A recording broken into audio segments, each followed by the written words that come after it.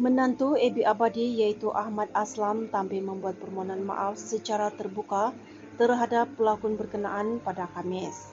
Aslam 26 berkata walaupun dia pernah membuat permohonan maaf secara peribadi kepada Ebi, namun dia memahami ibu mertuanya itu mahu dia melakukannya secara terbuka. Di sini saya ingin menjelaskan yang saya sudah pun pernah meminta maaf pada ibu mertua saya, baik ibu mertua, isteri pertama dan juga isteri kedua saya.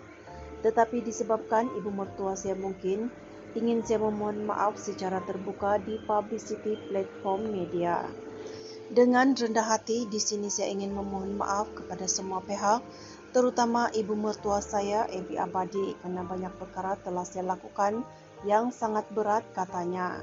Dalam pada itu, Aslam berkata dia sebelum ini memilih mendiamkan diri kerana sedar kesilapan dilakukan, namun tidak menyangka tindakannya itu menyebabkan isu menjadi semakin besar.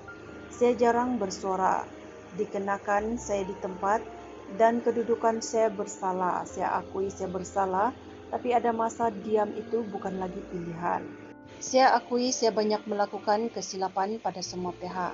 Saya dengan rendah diri memohon maaf atas sebab diam saya perkara jadi lebih besar jelasnya. Tambah Aslam menasihati secara tertutup adalah jalan terbaik dan bukan memilih bercerita kepada umum sehingga menimbulkan fitnah. Dia juga tidak meminta dirinya difahami tetapi berharap agar dihormati sebagai seorang suami. Saya hormati semua pandangan termasuk yang menentang poligami. Tapi apabila sindiran, tomahan dan hantaran terbuka dijadikan medium menyindir kami sekeluarga, itu bukan lagi pandangan, itu serangan peribadi kongsinya. Aslam menjelaskan dia memilih berpoligami disebabkan rasa bertanggungjawab sekaligus ingin menjaga maruah Marisa dari terus dipermainkan. Saya bukan sempurna tapi saya berusaha berlaku adil. Sebagai suami, dia juga sedaya upaya menjalankan tanggungjawab dengan seadilnya terhadap kedua-dua istrinya.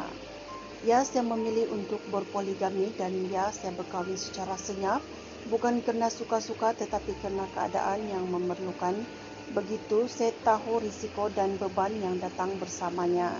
Tapi saya juga tahu lebih baik saya bertanggungjawab daripada terus bermain dengan perasaan dan masa depan orang lain. Demi menjaga maruah dan niat baik keluarga, saya bertanggungjawab sepenuhnya terhadap kedua-dua isteri saya. Mereka tidak berkongsi tempat tinggal, tidak berkongsi nafkah, masing-masing saya juga mengikut kemampuan dan keperluan mereka. Saya bukan sempurna tapi saya berusaha berlaku adil, luarnya.